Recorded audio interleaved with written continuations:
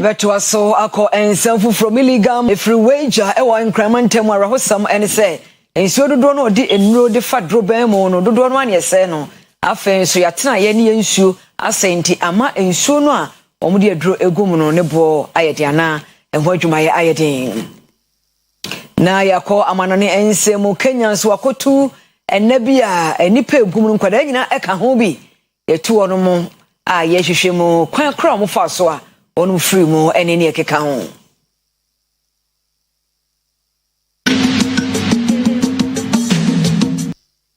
meeting the PSC ladi ya fasada manyumeku a wonu kra mu Boshaba electricals and kania hudo fie open kania also no eye ujade also no office also no baby a chese crusade kura no a Boshaba electricals e will be to 4 ba kumienu miensa ne ekọ why is so your sizes ahudo pi Boshaba electricals no Enomano Energy Commission of Ghana agiatum edum PZ kedetia edwane hwe ani mu afa edum Boshaba abrosemu prisons runabout edum PZ antiaka taako for edaimo yemfre 03220330580535095966 obetimi ahwe ye wo TikTok and Instagram so Boshaba_electricals Boshaba_electricals so na ope habendro anomo a promise herbal or malaria drew typhoid drew a dry emma umpom ayadin umuja wo form enura hodo promise herbal and also e Oyerepa TV abrosanya se ya oba obenya binura hodo a ye bo ho dehuro e wo kasafoni kasa fidi ahodo so e wo Ghana ha de oba promise herbal obenya bi ato na mamu nyina adwubiem ensam no enchiremo eni every bambo ensam emona eye kajas colors wono ena Europe amanka bomuko amanone swafo waba Ghana maimu hanamo ni nyina ene sei wono na wosanhwe bambo ensam so security policy eso enti waba ene Ghana abe di nkomo afa eye bambo ensam eho wadi kan san enti ase apam wone Ghana man nanso ba oba ha no eba be hyemo kena enam so ema Ghana mampanyi abidi akire mami jenna na opoku adwoman ene ne transe edi nkomo ewo enkran ene dey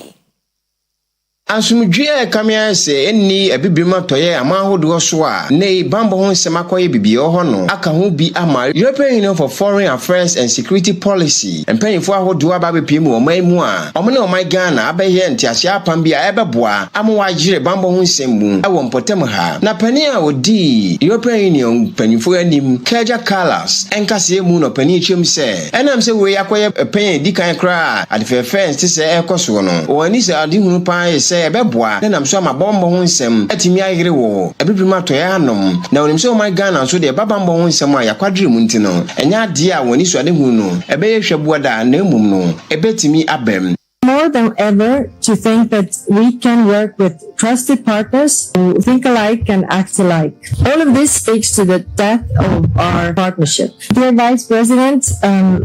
thank you again for the warm welcome here and really looking forward to strengthening our cooperation even further. Na no achi and Vice President Professor Jina na opoku adjuman enso edi to so say enkita ho mapa ne ntiase apama ne akoso no e ba beboa pa ama asundwe atimi akoso efisi o man bia eni wiase mu a ono kwa betimi asi abonefo sema no enti ko ba se European Union e be ka o man Ghana ho ene ya bibirima to ya ho a ne de se bambo ho nsem e ba be fa ne ntoma pa efra of the dangers of insecurity. In the face of these challenges, partnerships like the one we celebrate today are essential and show the importance of strong regional cooperation and coordination to protect lives and maintain peace and stability across West Africa. Your Excellency, the government and people of Ghana acknowledge the European Union's support for Ghana under the European Peace Facility and the EU Security and Defense Initiative. Today's transfer of security equipment, systems, motorcycles, and drones to Ghana will significantly strengthen our ongoing efforts to build the capacity and operational readiness of Ghana's security forces. Ghana remains committed to working with the European Union to promote peace, strengthen democratic governance, and address root causes of insecurity, including poverty, marginalization, and youth unemployment. Director of Operations, National Anti-Illegal Mining Operations Secretariat, Namos, one man nam a room, no more say, Galamsey, if it was every Omemo Eddie Atu just say, Adiara Ho say, Wumsa Galamseno, and ye a cosonenso, Diara Hokesipa, and his enquada, and continue doing a year Galamseno. Galamsey kwa ne yakwakoye adikasi atwetwere o man Ghana boa enam so ma ban ete National Anti-Illegal Mining Operations Secretariat Naimosa odi dwumahwe aboa na yatimatu Galamsey ase no Director of Operations Naimos Colonel Dominic Boa pani akasa de atudwa se arehopa se ne ekọ miaya hodo a Galamsey ekoso na emofran totofe wapa ena nipa bi edi won ye Galamsey ewo mamu opani akiremu se nei Naimos entna so eyade o mayi Ministry of Gender and Social Protection and the Department of Social Welfare nyina so tue fasa suboni ya nipa bi edadie na no mu o masra ban nyumaku ahodo no ene wona o ka bi ewom ewo Galamsey ko ho se o mo Naimos pa na se ni so ade hunu entimmem opani wie ni sanya ade a Naimos etwen Galamsey ko na san kra mo kro ngidie mu a wo hwe se obetimi atu Galamsey ase na de kokobon so ama wona otufu magudie na mrakwa se won ye die mu ntino nke be ye de a o jai. What to expect in 2026, which you already started. So Naimos is basically a coordinating body. I've given the background, so I won't talk much about it. That is what Naimos is. Where does it take its legal mandate from? It is the responsibility of the Sector Minister for Lands and Natural Resources, Honorable Imam, to ensure that there is sanity in the mining space. And therefore, out of that mandate for the minister, that's where the number of is from. Indeed, others have suggested there should be an airline to back it, but it is all grounded in the powers of the Minister for Lands and Natural Resources. And therefore, we take instructions from the ministry, which is having the oversight to ensure that mining is done and done responsibly in the country. So there's a framework. We have to coordinate. At the same time, you can't just coordinate without ensuring that the right things are done. So apart from the coordinations, which encompasses everything concerning illegal mining, we also have some objectives set for ourselves. Some of the objectives concern environmental sanity, coordination of the state security, and then also coordination with local communities. One of the aspects that was ignored to some extent was the involvement of the chiefs and local communities. And then even the dissects and rexes. The point is that they are the people at the grassroots. And therefore, if you don't look at them very well, you will get things wrong. Yes, one phenomenon we observe is the issue of children in the space. There are minors in the space, and that is a concern. So we relate to appropriate authorities, social welfare, through the ministry to see how they can. We have the details where we got them, and it's a trend. These are not the only ones, but the ones we lay hands on. Then also some of the high-profile Galamseyers who are arrested, we have details of them. What happens is that we leave the Naimos as a operational arm. We keep declaring the Galamsey from the space. Whenever we arrest, we hand over. If you're a foreigner, we hand over to immigration, and then the local police and the Attorney General to handle the prosecutions. Yento so ewo amanyo semo yenko gimpa ewo enkremantemo na suapon yi mu fekwa from Tescon omu hia ehwese eye amanyofo ne ombeba bedi nkita ho na Tescon nankasa eye amanyoku a ewo sukuu mu na minority leader ewo mrashe bedwamo mrashe bedwa domketwa na no ni ene woni manyamfo Alexander Kwame Afedwomaken wode atudwa se NDC abai no mahodo a shebo wontumi anye a 24-hour economy no eka ho bi sese de chobo ye ubi Concordia ebi Victoria MPP enkamom enye baako na enkunimdie ebeba. It's a 24-hour economy. Where is the women bank? They promised to cancel teacher licensure examination, but now they claim they never made such promise. This is NDC for you. My dear patrons, in just the first year of this government, electricity tariffs increased by 28%. This is in stark contrast to the first year of Nana Addo Dankwa Akufo-Addo, when there was no increases in electricity tariffs. In fact, in 2018, electricity tariffs were reduced for households up to 18%. The same pattern of hardship and inconsistency is evident in the cocoa sector. Let me relax for my senior colleague to say that. The pattern of hardship and inconsistency is evident in the cocoa sector. The government has drastically reduced the farm gate price of cocoa. A bag that previously sold at 3,000 plus has now been reduced to approximately 2,587 Ghana cedi per bag. Meanwhile, they promised in opposition that when they come into power, they will increase it to 6,000 Ghana cedi per bag. This represents a significant cut in the income of cocoa farmers, many of whom are already struggling to survive.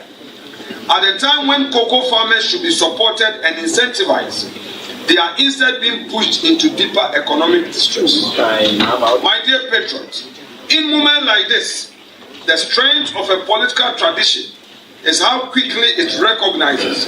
unites, and prepares for a comeback.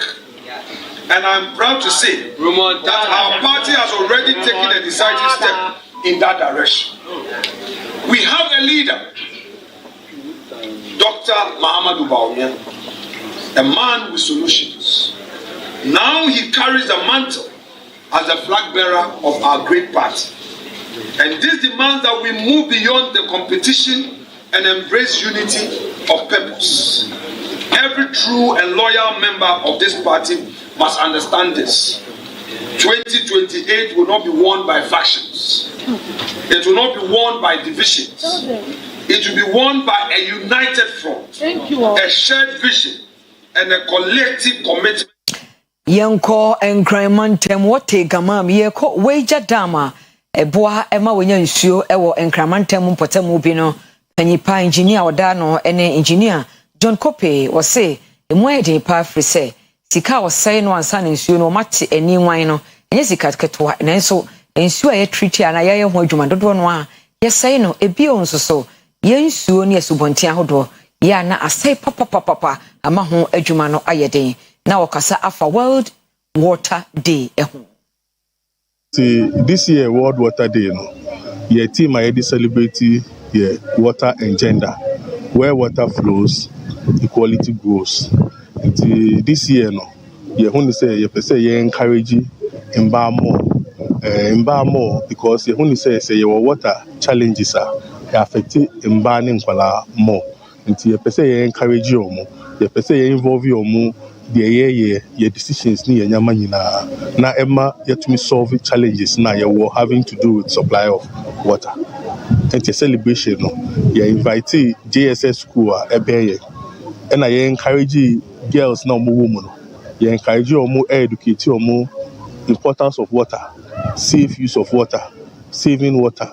avoiding polluting water bodies. You hope you say omo council ombe ambassadors amaye ache omo parents omo nuanum ema obia protecting so be done in chain say tap ni ba one wasting issue no na onua be oben so atimi anya issue about water pollution and senior be be clear your water to say the way agalamsi saying issue amati say ye no minsu ane yare ti ebi omo nyem na omo ntumi wo ba ema ne nye normal baby. But we catch union mom say Ahanuma was a nice experience, so they should come and learn. And about water pollution, we will educate our friends on how water pollution. Baby free, baby eba, ne kwaya faswa. Omuyi emu efini bibia ansa na bedru ye nchen. Na emwani bi say efiri na kono ye hu say nsu ayanom no sebi emfiri baby keke na eba na abai modembo ene Ghana waterfall da wo hyeda ye say ye menye nsu ematimemufo nti ebebo aye pa ehunimde ene kwa be fa se be kura nsuo mpo ni yense nsuo bebre se ne be ya afofofo so a nsuo a yenya a yenum e wo yefiefi no won so wo benya ho mfaso nti ne mmoa ne bi eno no yemfiri ho yenko enwomasua emu yekobunsu a ewo Eastern Region epoema ntemu na bunsu MA Business School wochese ohiane ma sede be bebo wono amosua adeye wochese mprempren sede enoma aye no enkwada no ntimi mbata kenkan enkenkan emo nkonkan na nke school no atete animdifo pi emrahye bedwani ema ebu akwa South ono ho na ofaye Honorable Jacob Apia assembly member mabunsu electoral area obe kwadwom kire se nipa hiane ma school no enso hiane ma yebo problem kase anase how kase o MAGHS na ni na how ni na se yebo dan o dan no dan ense ya ese your library or library oboni ba bi na boa ye me books be go ese dan ni na so atu a ye dia ha obebra akoda ampanifo a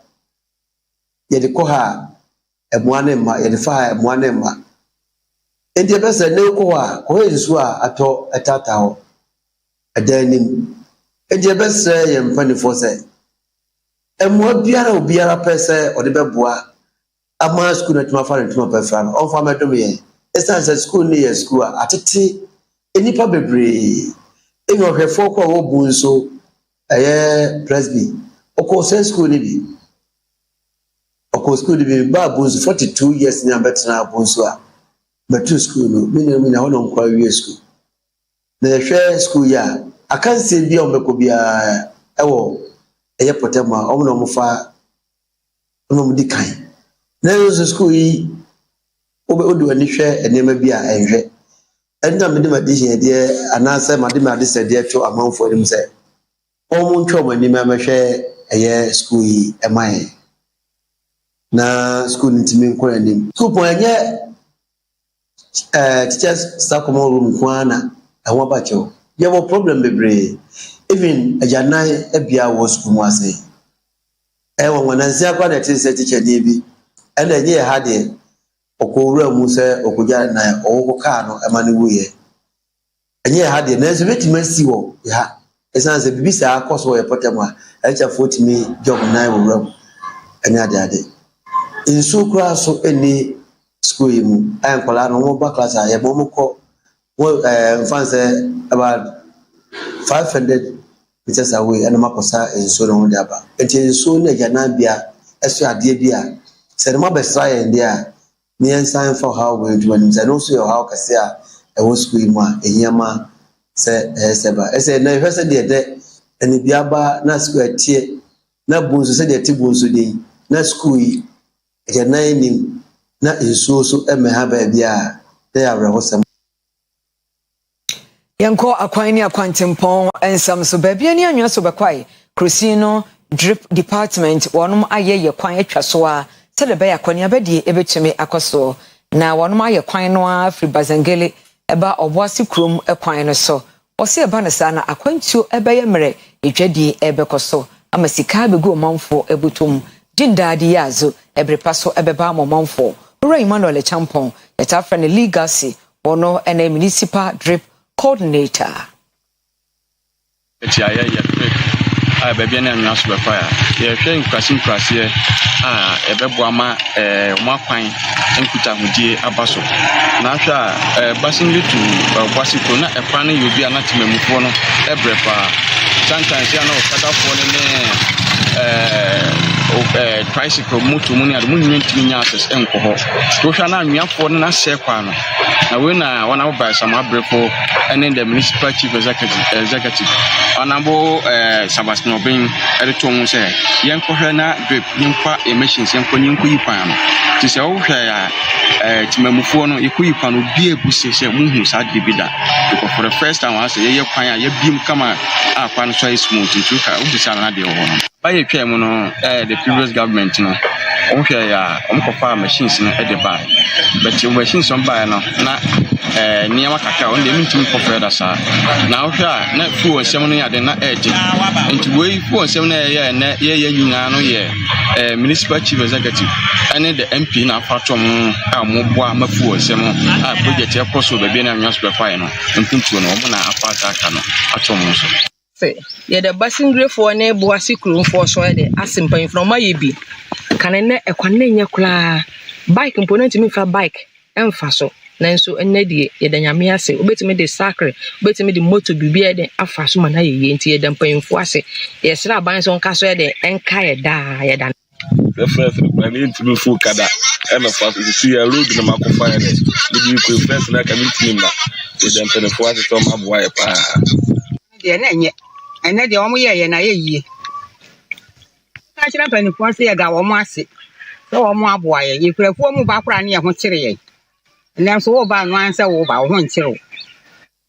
Yanko Asempaka, Jumedi, eso. Say a fine to us watching a crown or a coin barco. Ah, yeah, a diddy for Edifaso, Eddie Wunjumana, a just so Methodist Circuit Quano, one more I 9th Biennial Circuit Conference. Ewo a just so Bessiance.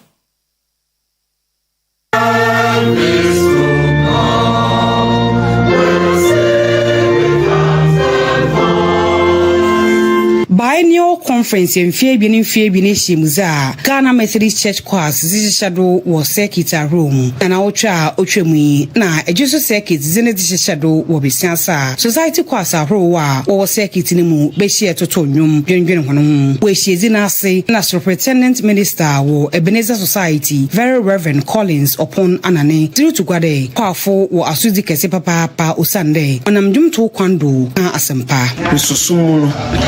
pillars and Crobata Bibli, Omoto Jumo,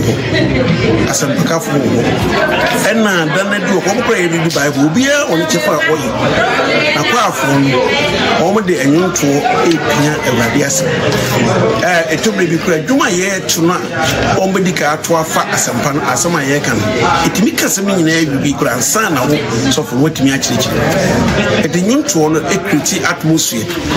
A man radiasum itimi ekoso ono na echiru circuit choir chairman Ora Maxo Dankwa na circuit music director Madam Beatrice Efua Kofi so kasa there was societies and my circuit no abeboa womano e dia ye dwumedia ene uhu e ba me sa na se mu bia hye no society da bia ye hu improvement nti here say e was mfi me no bia ye ne say e was ye dom nyina eba na fi dwumedia omudi no society na ese akoya asorofo nko ade am ye mfa mra bonten na oman ni mu ni nyina enya so emfa so ye ina ye shim say ebusiaba ye dia junto se bone ebusinyo atutu nyame na ya se afafa ye ho adwene e fa kwa no nyoma e bone nyoma emboa ye se ye na ebonya midwuma no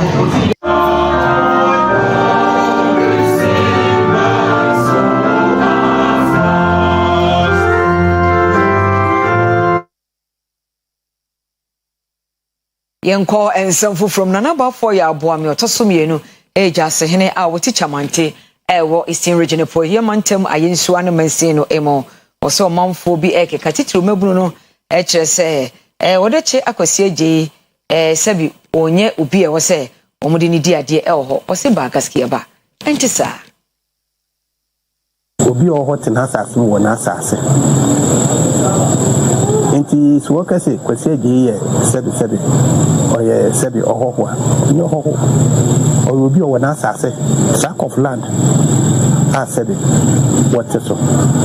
kiso bi akase oyo hohwa enti mi gina ho aka ni pin so se wodne ba hin so na ye gina ho mi ja se me wo ho sebi wo nyina sum sika ode bai ye chiche ye nyina wo nwa hin bi obi anya bi da ode bai ne da onia owo bi no owo bibia no onia sika ni can accept yes accept no let the say said yan yin to me nya amamini nyina ni na se ne ko said apebia ene chibi Yeah, the no quite one to now. One is emperor, son, a buy. It's a study. One tiaset, Tia one tiasen, said you. Let me can pin, say. Cropon for no, said you. Or Hineno, Uncle say your Hinan, Ancasa, Yakas or Hinan. Saying at your crew, say, we dibia, no ye dibi. We dibia, no ye dibi. At your beginning, I had the ashas. Now, when I was one preliminary, when I have upon for my when I have upon for my until I go say, Sabby, what banner also be din. Come on, and I didn't buy also audition a J. I don't know what I say was in a henny. I want my own be watching them. To my ama okwan say yensi ne hene na se ne mpehina sanso obudi ne besia yani sabi yeni ho asem nya wa ye bida nso na yema ni bia obetumi ayo nti ye nyina ma yo de ye dai e ko hye nim mi yete se wo se da bi ne kware ye na na na wo mo kofa akwase je ba ya obeboai Yaku and Tokoma, one fight Nasa, sending a dear now, one chance at the city in Miano. Yananam, young to any be. Abba out, Abacasa media, Super more the shit. Mamma, that's how they send me a teacher, man, take the shining salmon and not a wasa, so ha, near 30 pro, maybe send me all the shit. That's what I say, one for man. But I know almost not all the dear. Engineer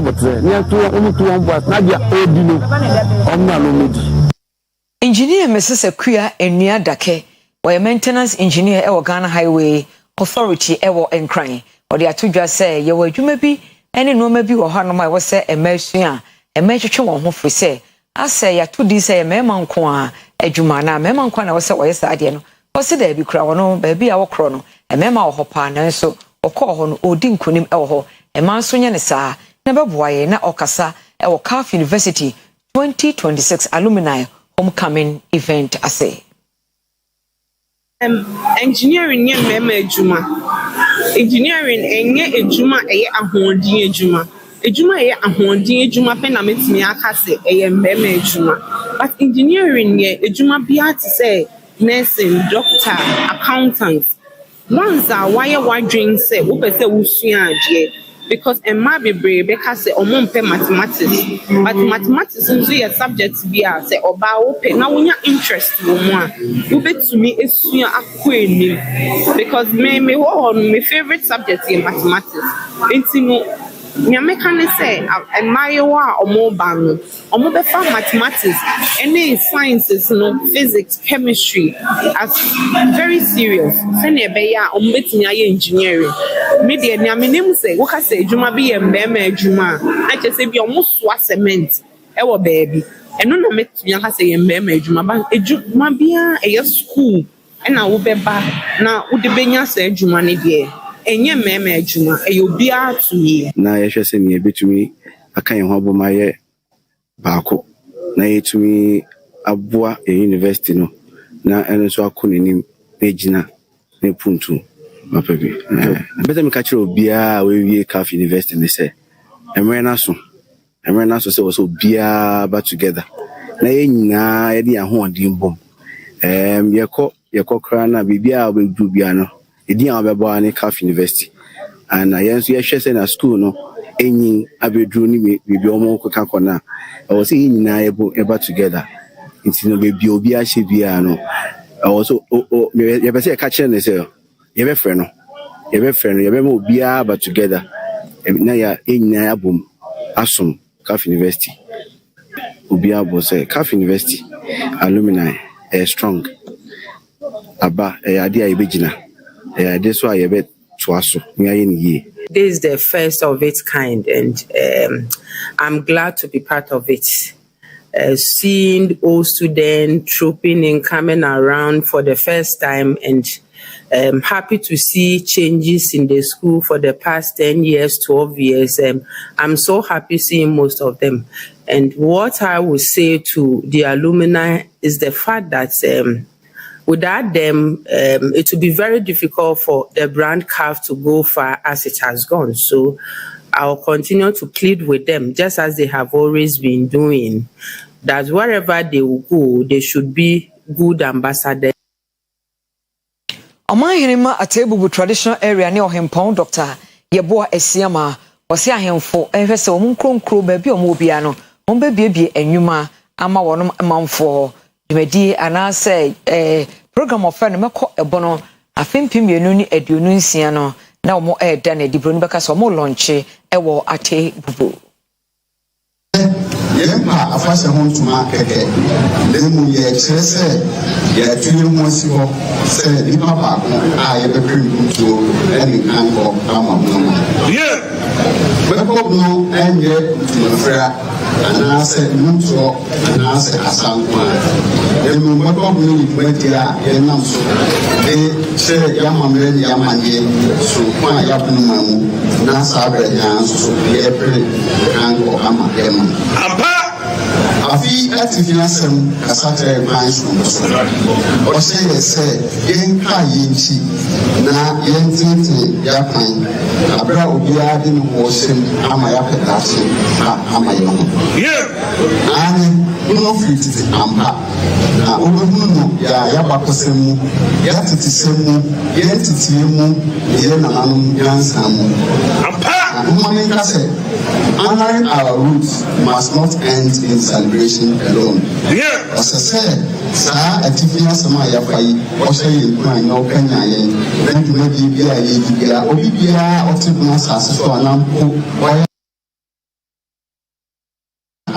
one family mission, Sansa Yabukaye, and yet, fashion. Sansa Tana, that.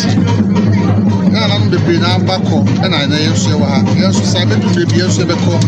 I'm a play the children of us. I'm calling it that. And they saw the name of you and some more in the Mapasabasa would say, yes, red in Naka home, and tried some of that. It is Ukrainian Yadia, MYA, Beku, Dachi. It is the and so for you now, say, Omunara, the Casafas animal, send your bear, the Brahma, Colano, the animal will make that from Sans so Jumadia, you have a common now, Papa, Yambo, and Mammy and Son, a unity, development, and culture, and you had just within 90, Amama Comono, half on the facility. Yet to study prayer, Monofa walk on to Baba Bono is the National region. And the bar, Benson movie say,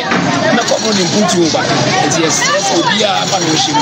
Namakomo, and Papa. Yes, I will share a new master of Mama and Koyi, and writing a new man, Samson, I have pointed about the Kupaya, and yet Nakomo is the Baswa. Yes, and then we are home can be women. I said, Nakomo in Puntuba, wow,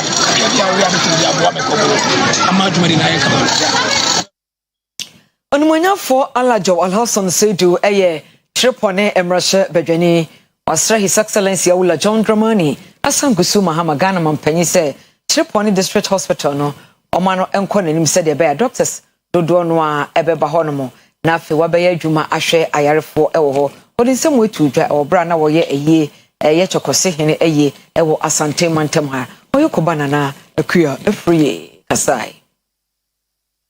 Honorable Alajo Alhassan Sedu ena yemrashe bedwani de mo manfo wo Tripone ena odi adesre to Ghana mampani John Dramani Mahama nim senadaroma omwano mpagya Tripone District Hospital nimu na onfa nurse fo ne a doctor fo bebre nsomwa ho se de beye beboa ama ayaresa ho nsem so atimi akonkan na so bepie mu ho emprempre dia ayaresa bia ne tebia ne engine yie kra emwa odi nsem we nyina tudwa ewo kunso ewo asante mantem ha ebrana na kwasi isa otosunum chokosi ehene ewa asante mantem ha woya adoa ede akata ne maame achi kra health facilities too. Currently we are constructing cheap compounds. We have district hospital, but the district hospital that we have medical facilities that are not functioning. And that district hospital too, we want the government to upgrade it, to upgrade that district hospital and also send more doctors there, because the doctor-patient ratio is more than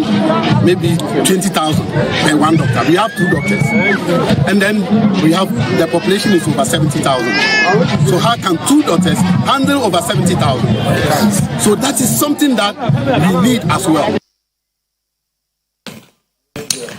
Yanko and Sanfu Fromona Ahima Omo Osiewo Division Eye Achim Ebuakwa State one makabum aye Women's Empowerment Summit Emma ye yo enhie musron ko bi ewo Achim wanchi denche mo mensinimo ewo Eastern Region epoye mantem hormo Emma ahima ekre mu enim die ewo abrabomo afenso enoma hodo a onum susu sebeboa ama Emma akọ wonum enim oba panyi apia korama amache wotoso mienu wono ene head of Osiewo division metre Osiewo fekuo no na ne nsama hodo a okaye no ebini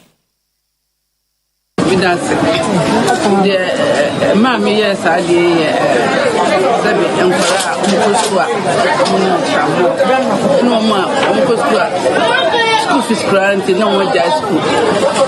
na awofo a omo show mayi ni ade tene a osofo kan ya afin so da se bo mo ni afifiem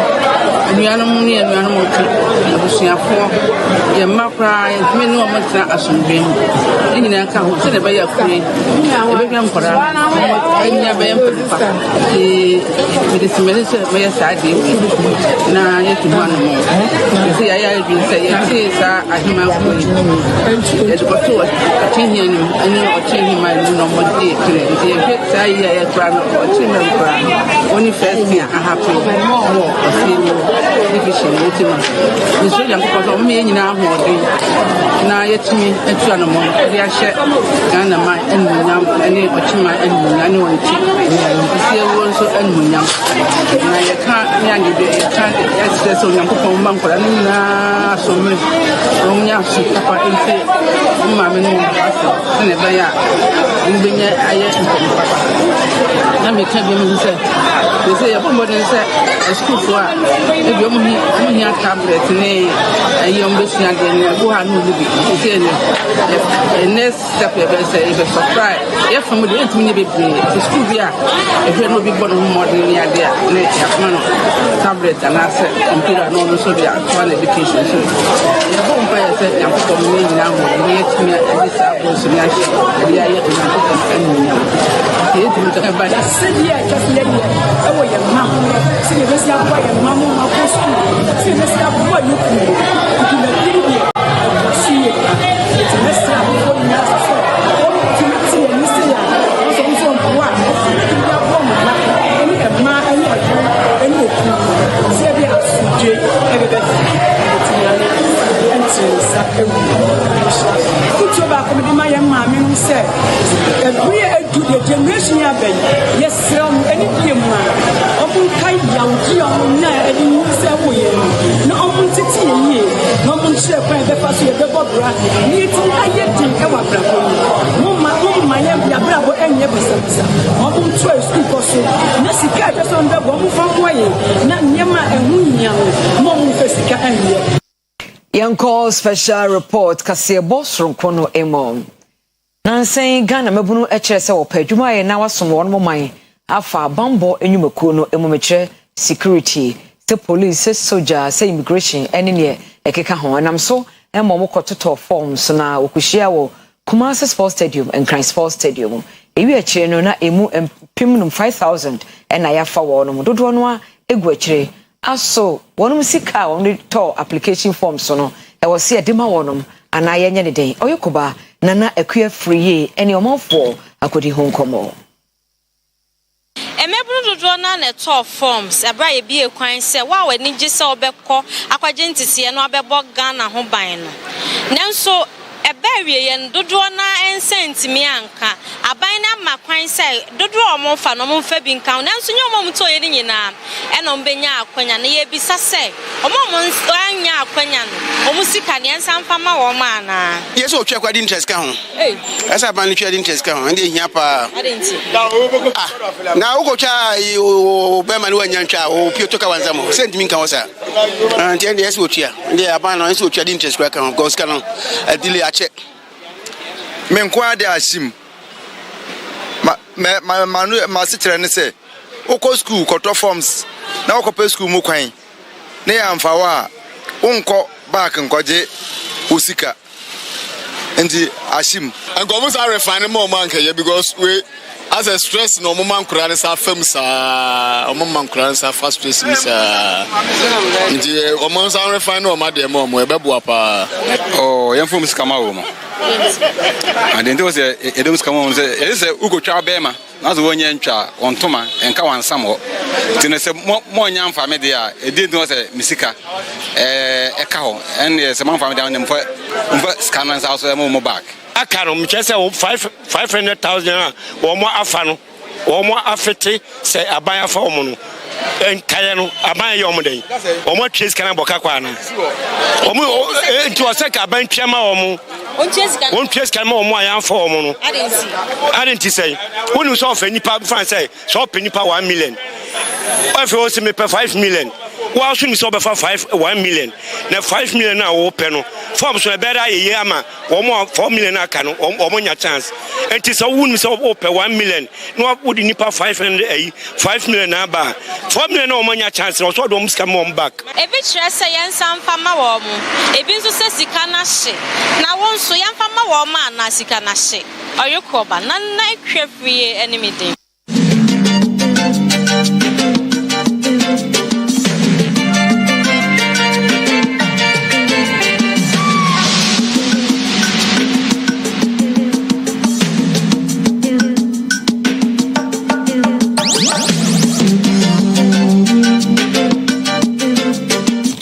Zani Kaswa Yeko Jaso Yeko Ghana Sikakrabia Bata Bank of Ghana. The friend policy rate no what so aba from Wahamu Ebupen Etunai Isaac Anna HHM. Bank of Ghana si jinai editu gwa ewo oha aduonu nkron monetary policy committee meeting na enen ekoso ewo nkran wei eye niama horowa wode agu akwanso erehwe sadia Central Bank amotoso a in premprem wo ewo microeconomic conditions ahorowa enen efa yesikasem ho no etimi akọ form ede babesi February wa fimpinu ene edonu nsia enen no na ne gina pen no eye oha mugichem abiesa na yakirebo abiesa na eyi ena monetary policy committee no ede shey na fein won ani abu domestic indicators ahorowa enen no eka 8.4% nyini ahorowa composite index of economic activities ekoso ewo January afimpinu ene edonu insaimu na eyi namso ma consumer and business confidence enso ekosoro yie ma fei ma trade surplus enso ekosoro 3.7 billion US dollars obosome ebienga na enen edikan ewo afimpinu ene edonu insaimu emu sanso na banking sector nenso no egusu eye biaya emfaso efi wo beye papa na wode atugwa bio akere se o musa ampa oman ne sikasam no rekonkan de nanso oko ahoro a embrebreng arisi ewo Middle East fam ewo ewiase amang so no enen nso ama eniama ahoro bi enkoyie a enen nso ka ho bi mambrebreng prango obo ewo oman ni mu no enen no akosoro na enen nso ka ho bi mambrebreng anya zunzanso ewo man Ghana inflation nso eso na opening a onen na Water Bank of Ghana ano Dr. Johnson Esiama esan de tugwa bio ekreisi ewo se oman no esinipi ni ehwe ahorowa wo betimi aye enen nti no eho aba behia se monetary policy committee ne de won ani beto form na won aye hye ahorowa enen ebeboa ma oman Ghana sikasem no atumi agina ne nanso na so ne nyina mu no osan de tugwa bio ekreisi embrebreng external sector no ekoso eye bia baako a agina ne nanso yie baba pa na ka ho bi ama trade balance enso akosoro enyamfaso a nebo esom 7.3.7 billion US dollars so what is to afia enen etwa mu a na enen no eye 2.1 billion surplus a enen no omang no ensa kan ewa afimpinu ene aduonu enum no emu na so ne nyina emu no dia eka ho bi na ama omang ne mfaso yenya akosoro eye gold exporter horo a embrebreng omang no de wo ho ahyem. Yeah, live for digital address AK0187090 Bosheba headquarters. Happy Ghana month. Ye changeover. Ye kwago pramaso baba is the sports lawyer. Ede agudi munsem eba.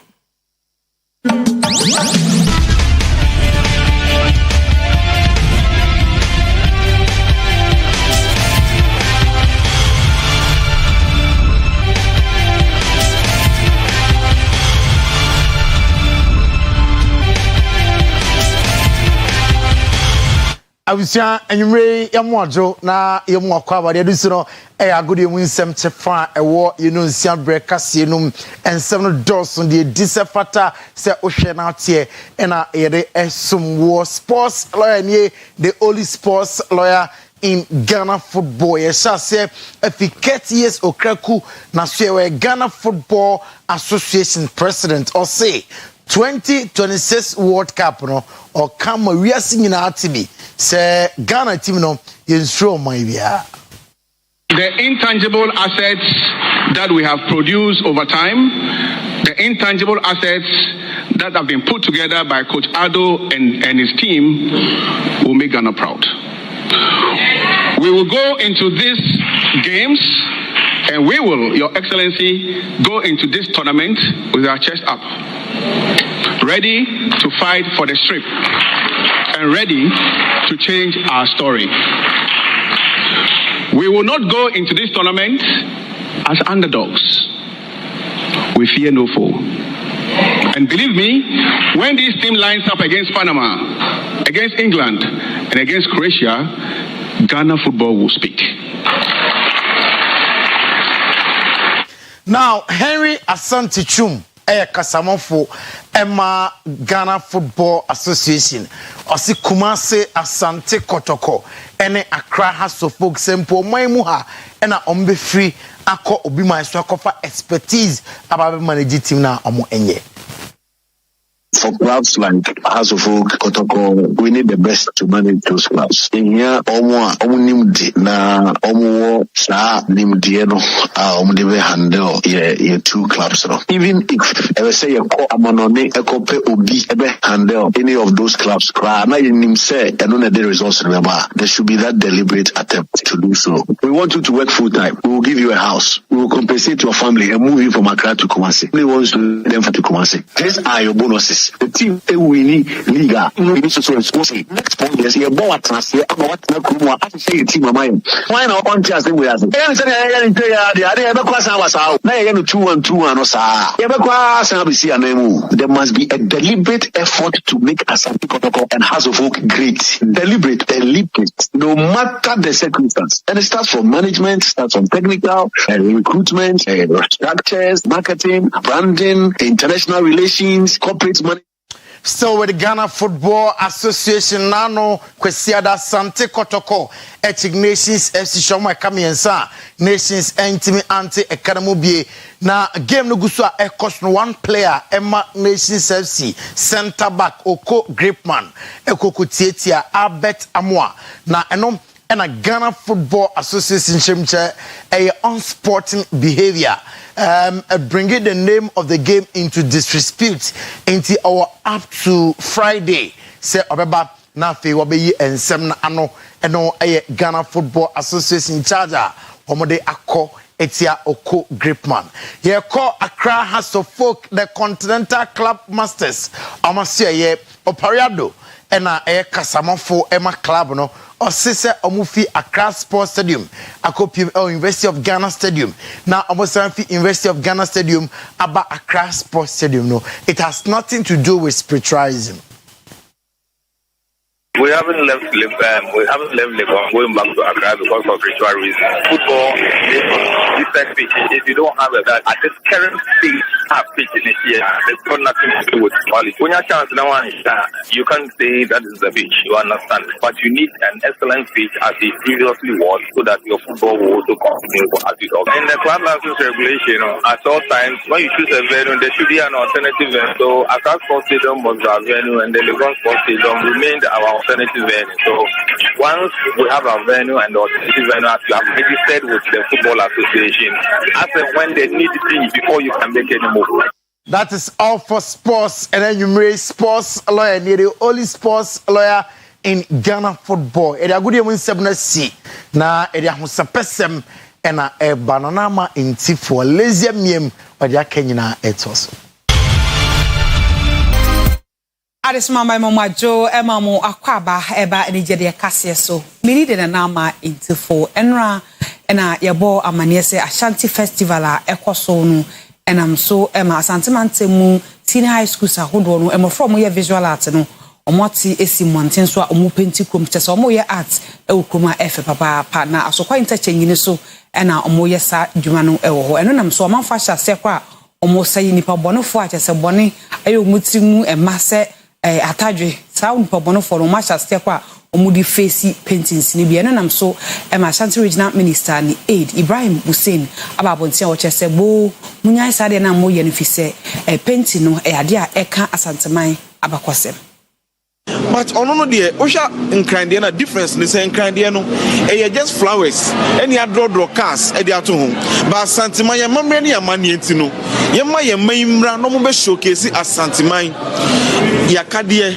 yako enema ye wo aya e ma asanteman demu suronko e wo hwe me no kase sankofa yande nkraya ye jinyame sikadwa kofi ye wrote kokoso the way ahwe fe ena mabuni be secondary school nkra na which say ye ma menom ne papa no mo a se obey ko school a say oh visual art dem enko yo okwa science okwa na ko general arts no enne mo usam pa visual art no eso e won fa so enti mesramo ye mana omuko school no susu no amu visual art no we e classical example de mamu say munya konya bia na munsua ne yie be boa mo enti we ye sentiment mu ne de baaye na de efe no wo mu kra ne say we enye aban sika ye wura to forcing order budget no wan farm exem say a sentiment mu hanim say overhead bi wa hanim say ya ye be ba ne aba be penti nti we simpoa ananse kakra de ato wono bibia sa ni honom we ye ankrankra mu wo e sentiment mu hanim say ye say sentiment de business ni twa ye fruma ye rote kokoso so tete ye no odi nkabom na tete ye enti obi a opa ade akokotoko no a sentiment mu oti hanim say na say wo gidie wa sentiment koso no puntu mu de a wundi nipa na bro obeboa nipa no enti hwe ya na obahu enra businessman o wa hini moto so mba ombe donate e ma mi unije be donate ye strong Adams wa yosi mu omunyina ti asantiment mu hanim sei Ebusuame enko the late Daddy Lumba na kache na team legal wife omo se ba fira ba soro omo da su gina mansutwi mu dendenden ni na se na nka omo pese omo ye bibi e de hye Daddy Lumba enunyam na court na se ebusuampo ni to park e de nyahin ekokoto so e court a enam so court abo e di egu ana se watwen asensen na omo se ana se papa hia odi team legal wife ni enimu chese so omo ntumi an celebrate Lumba kra mpo dia eni akosu asewa ono safata kra mpo so omo celebrate no than Daddy Lumba. Yes, yeah, Pastor, the Tiago say one for okay. Why you say? Mommy say one you be celebrating no. Yes. Why you say this the one day? This the one day. This the one. Saturday no. Me say what you see no. One dey see celebrating. Yes, you be celebrating across here say one for yes, yeah, Pastor, the Tiago say one for okay. Why you say? Mommy say one you be celebrating no. Yes. Why you say this the one day? This the one day. This the one. Saturday no. Me say what you see no. One dey see celebrating. Yes. Ebusia kwako wiensam no gospel industry ni munadwumade bi ekoso ekwemante wendam so wo awoga na say every girls all students or association no omudi mafidi debi menam so Tego sisters ene nyundofo ahodo pi ekowo so ase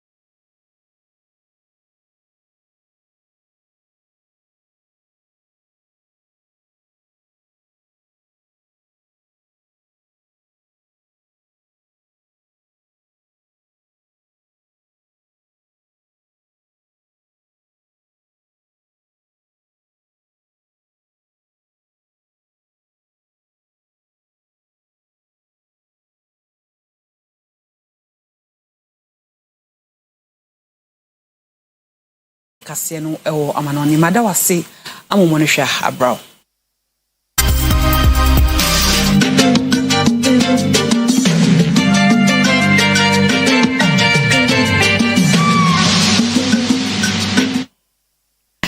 Yetwaso ewo amanoni ensemu magana be dedade asam ne nyede efri se yakotu emu bi ewo Kenya kroba akoso a omanfodo nsa egu nti a wosu mama ewo Kenya mino emu. September frase na court ewo Brazil mem ede sobo ebo omampani dada Job Arahusam cry sake free Kenya man crew bia ofreno Karichu echem se aposifu akwakotu emu be se aduasa mienu a enu mu no chem se mu dodo na eye emofra ne nyina ba bedadi wa bra ebebeto aduasa nipa bi ede mrashon se maku nipa ahodo a asem ne kopie mu aposifu akache na ochem se nipa be se dunan ena nipa bi aku omo akwakosi omo na bra aposifu ogusu a wokwakotu amu no eno ena bebedadi se nipa emu be se aduasa mienu ena otimi etu ya enu mu no emu aye mpanifo na emu aduonu enum eye enkura totofe wakra neno na aban pathologist ora Richard Njoroge abechirem se ne ho adwiri ni pa efisi wa ye adwuma ne mfie pi na se obekwa ko hu onipa dedo a edi wagu amnamasi o msa no na akwakoye ade a ehu pa ni nyina mu no wahye se penfon koye forensic test ewo emu ni nyina ho se beye behu nipa ahodo a sa aboni fufuo yi eji won kra free won sem na botaye etachi nso o mbetimi ehu ansakra na asotwe sefata sankrofo no wode ama omo Yanko Brazil mino emu enkane mampanyia no defiase no otemuafo ahyese yeni mfiri ho emfa ne mrafie na ne naka ewo se ohwedi na fiase no omedi no ewo fie firi se ne ho edodo no. September frase na court ewo Brazil mem ede sobo ebo omampani dada Joe Bolsonaro se opani ekoba se na aban a obebu ye free afempi mienu ndum kuno kopem December 2022 ebe wie no na opani ye nhye nko betena akonya no so a enam so ema court etwa ma opani se opani nkonkoda efiase na lawyer for ye di obetimi bia se nko bepe se mpukura opani nko no nkomo nhye na nka bia onna fiase wo no ankasa nfie ye house arrest ni bie eno ade a court no agitu Cry free Brazil mem battery mu a Supreme Court ewo Brazil mem a Justice Alexander de Moraes etia akonyamu age atumi se omampani Jair Bolsonaro enam no ankasa na pom de hon sensem a akofom ntino abosom miense edi anim de afiase na oda no onkoda ne fie house arrest yi bi na no mu elotemu afo pani atrem se enam se opani enche kra ye yi ni free afiase edne call clinic bi na oja ahwe a wa bra na handcuff dan nsanti no pani bra oba beda fie no omaye se omfa abefo kwan ye watch yi bi emon nsa se be ya baby obekobia o mbetimi kase no si yemfa sedama bosheba electrical so pe chandelier corner light ne ade a bosheba e will be gate light ceiling light led light komi nini light obenya bi e wo bosheba electricals afen so wires ahodo bosheba electricals enoma yeton no edo so pa opefana ye de awia hoden e charge etimi bonyom na etimi charge u phone a eye bosheba electricals yemfa 0322 030838 0536095966 TikTok ni Instagram so eye bosheba_electricals okoha obehunu ma yeton ni bi edum pz kejeti anhwe ni mo afa edum bosheba abrusan mu ba bia ewo ya ye bi kase na pz antiata akofo edan no emo medi edi psa ladi Domino's Vobiscom eradia sonwienka